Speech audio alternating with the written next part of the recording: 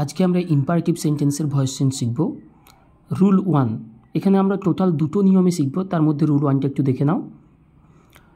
যদি অবজেক্ট থাকে তাহলে আমরা নিচের যে নিয়মটা লিখছি সেটা ফলো করব। যদি অবজেক্ট থাকে তাহলে লেট প্লাস যে অবজেক্টটা থাকবে সেটি লিখব, plus B plus V3 plus যদি এক্সট্রা কিছু থাকে তাহলে আমরা এক্সট্রা লিখব।